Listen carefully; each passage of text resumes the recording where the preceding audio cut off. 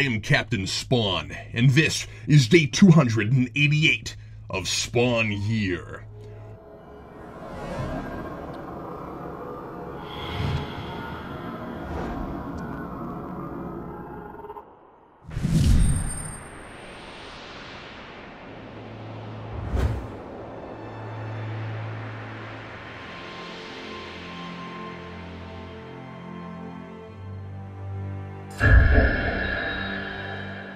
Good Spawn stories are often like dead famous people. They seem to come in threes. And like so many celebrity deaths, these stories end suddenly, prematurely, and right in their prime. There's nothing worse than allowing yourself to get immersed in a fictional world, anticipating what's going to happen next with every turn of the page, only to completely run out of pages before the story has even begun to resolve itself. No, I take that back. There is something worse than that.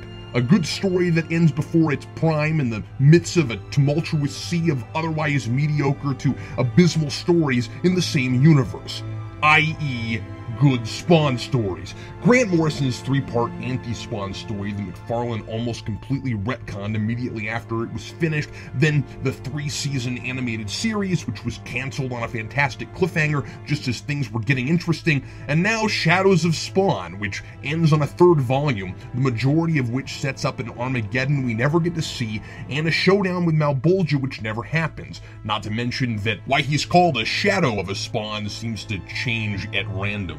It's still all kinds of fun, and I'm certainly grateful for one more day of entertaining, lighter Spawn with a protagonist I don't want to see eaten, and that isn't trying to trick me into thinking it's the most highbrow, profound literature of its time. But just once, I'd love to read a Spawn story I like that doesn't get moldy and rotten and stinky before somebody finally notices it's sitting in the back of the fridge behind 2 tubs of butter and 3 stacks of yogurt, or that gets sniped on its way to work like the man who knew too much.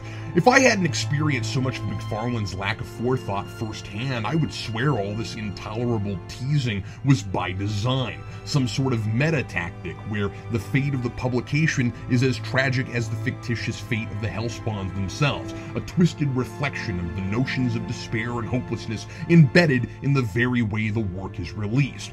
I feel like a Spawn myself when I read half-decent Spawn, and not just because of my present physical state of being. After the first volume of Shadows of Spawn, I feel like I was promised more fun, but like the deal Al Simmons made with Malebolgia, I got what was promised to me, but not as much as I wanted, and perhaps getting that sweet taste of what I so desperately craved and then having it ripped away again is worse than if I'd never been allowed to read anything but infuriatingly bad Spawn in the first place. Very little of the narrative or mythology established in the first 2 volumes is resolved here, and several new characters and plot threads are established in this book. Some of it is self-contained, but a lot of it reads like new, thickening plot progression that expects to be paid off later. I can say that Ken himself is in a more mature place by the end, and that he, at least, has gone through a more or less solid character arc throughout the 3 books. I'd even go as far as to say each book serves as another stage of that progression. Volume 1, Ken's grief due to being transformed as a Hellspawn. Where do I come from? Volume 2, Ken learns the value of self-respect, pride as it's described ad nauseum in the book. Who am I? Volume 3, Ken learns to fully let go of his old life and to make the best of what he is and what he has now. He learns that self-sacrifice, while abstractly heroic, is in his case taking the easy way out.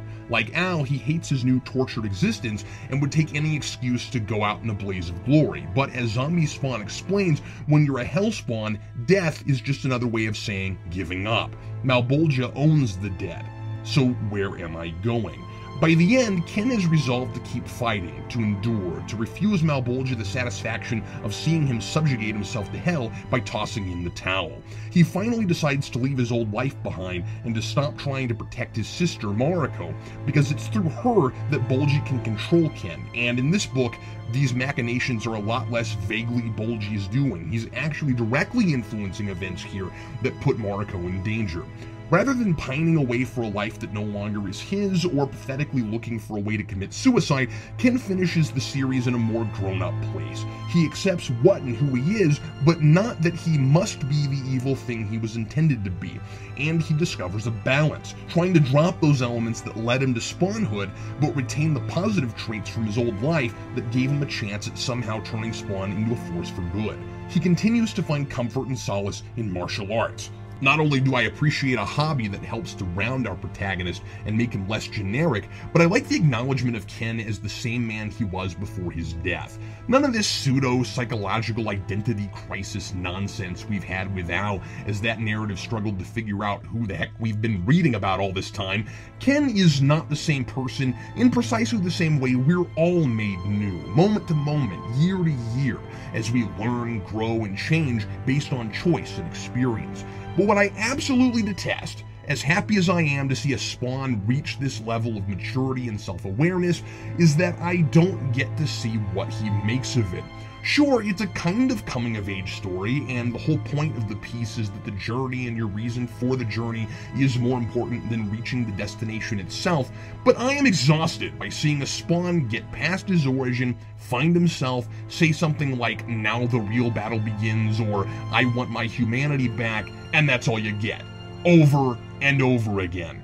If there weren't all these dangling story threads and the finale were definitive, I wouldn't have anything to complain about. But the angel Michaela never returns, and clearly that was intended to go somewhere. B comes back for one brief cameo here, but nothing is ever done with all that affection she was building for Ken. Violator was playing Ken with that whole bodyguard business and had some deceptive scheme we never see played out. And then there's pages and pages of exposition about a cataclysmic merging of realities we never get to see. And I am perplexed by that old-fangled cop-out ending tag, the "to be continued" with a question mark, which typically indicates the writer knows it's the intended end, but wants to either leave it open-ended for more, or wants to tease the reader to let his imagination run away with itself. But the major stuff is wrapped up. Here, it feels like there's lots more to look forward to all the way up until you get to that fateful question mark. What happened? Did Tokoro not know his book was canceled until just before it was released, so he slapped a question mark at the end to sort of, but not really, insert some semblance of finality? This guy is too competent a writer and too good at satisfying his readers' interest to do this on purpose. I've got to believe that if this was the intended last volume, he would have axed the little morality plays about the aging actress out for revenge and the sweet innocent mob thug just looking for a place to fit in favor of playing out all the big mythology stuff he's spending pages on end expositing about. I don't mean it all had to be wrapped up in a nice big bow, and I like the upbeat and uplifting note we're left on. Our Spawn has learned how to not give up. Essentially, his arc is about becoming the opposite of Al Simmons, and if you want me to root for your guy, that's a pretty safe and solid message to go with, and he lives on to fight another day. In contrast with the actress Alice's obsession with eternal youth, I really like the idea of a hero who has to make peace with the unfortunate curse of living forever. But if Tokoro had known this was where it was all going, I doubt he would have set up a huge cosmic event and not let us get to experience it. There's a lot of supernatural explanations for historical inconsistencies and mythological tales and creatures in this book. Violator goes on a whole tirade about what the real deal with Nostradamus was. It's a little disappointing, honestly. And we learn that angels and demons are both made of psychoplasm. Whatever you really are inside shows its true colors via the magical green stuff. This really drives home the idea Spawn has always wanted to be about, that human beings have a choice to do the right thing no matter what they appear to be. Or at least that's what McFarlane seemed to be trying to get at during these Spawn sorta kinda superhero days. His heaven and hell have always been the same thing, just with different banners. Both are willing to do whatever it takes to win, both use deceptive means to recruit their soldiers, and both are totally ruthless. They both have the ability to be malevolent or benevolent. The cynical part has always been that both choose the former over the latter. If they're both made of necroplasm, that makes that whole idea literal, and I think that makes a lot of sense. To my recollection, that idea has never been made explicit in the main book, and it's one of those things that should be canon with the main title, since it's clearly stated up front that this isn't an alternate world, but the very same one we've been reading since Spawn #1. But the continuity has always been so loose and malleable that I can't expect anything here to stick in the other book, nor can I really use anything here to enhance any analysis of the regular material. I'm glad we got an English translation of this book, but I would be really surprised if McFarlane or Holguin sat down to read it, or if they did, that they took anything in it to heart. While last volume was all about pride and self-respect, and using that to motivate yourself to keep going, this one is about people who have sadly lost that self-respect and gladly sacrifice what makes them human in order to feel accepted. These are cautionary tales designed to deliver the message that no one can tell you who you are or what your worth is, that there is a place for everyone, that we all must accept that which we cannot change about ourselves, our limitations, but that we must always strive to better ourselves rather than to look for easy shortcuts to force the world around us to bend to our will. These sections are well integrated into the larger story and serve as examples of Bolgi's meddling, but besides reflecting the big lesson Ken is in the process of learning, the narrative could live without them. They are pretty messagey, but it's a melodrama, and as I've said before, far more comfortable with what it is than the main title ever has been. Spawn ultimately kills Ellis after she tries to murder his sister, and he can do this because he's not taking a human life. She's already dead. There's some sloppy stuff going on with character motivation here. At the end of last issue, Ellis came off like a two-dimensional homicidal drama queen who wanted to blame a young actress for her getting older, like she just wanted someone to take the unfortunate natural course of human existence out on. I wonder if Tokoro hadn't fully hashed out her background in his head at that point. We learn here that not only did Mariko take her place as Hollywood's hottest actress, but it happened in Mariko's first movie, Ellis's last movie, that nobody even recognized Ellis in that picture, and that it took Ellis 15 years and the best physical years of her life to finally achieve her A-list status, while Mariko got lucky and got hugely famous and off the heels of Ellis's declining fame. It's still a little petty, but I can much more empathize with her than before I knew all that, and it's a way more convincing backstory than the bad girl in Catwoman. Why didn't we get all that immediately, before risking my tuning out and seeing Ellis as too stereotyped? With all of that, there's some decent commentary about perceptions and expectations of women in entertainment and the emphasis on outward beauty that can be detrimental to people who don't experience overnight success, which is most of us. When I finally get out of this hell of mine, assuming I don't still look like that guy from The Grim Adventures of Billy and Mandy, how am I going to feel about losing an entire year to reviewing Spawn? If I live to see 80, that's 1/80th of my existence down the proverbial soda machine drainer. But I also don't understand why this revelation comes after Ellis has made a deal with Malebolgia and we're told repeatedly that she's insane, irrational, and no longer the real Ellis. Oh, so she is the female Al Simmons then. So Tokoro provides a more plausible reason for Ellis to want revenge on Mariko, then gives us the traditional easy way out of she's crazy, that's why, and then further awkwards it all up by having Ellis say it really wasn't personal at all. She only went after Mariko because that was part of the agreement with Bolgi to get eternal life. Okay, then why did Bolgi go after someone with a personal history with Mariko in the first place? If he was just gonna make killing her a contractual obligation, either Tokoro totally overthought his villain's motivation, or that's what I'm doing now. Anyway, the other morality play is about a kid named Terry, no relation to Wanda's husband or the editor of the main title, who's a little slow, geeky, and impressionable. He runs with a gang because he wants to fit in somewhere, and they take him in because he's easy to control.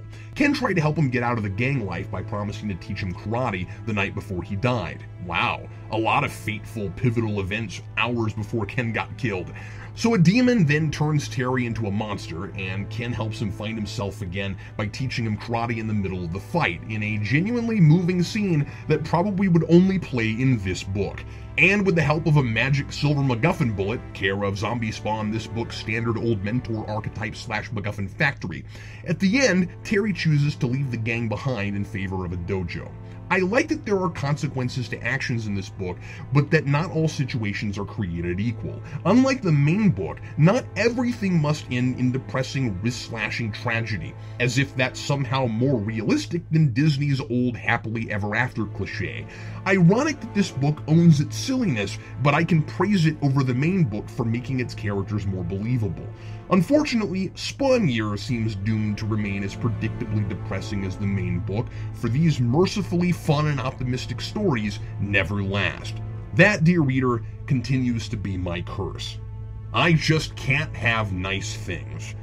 Signed, Captain Spawn.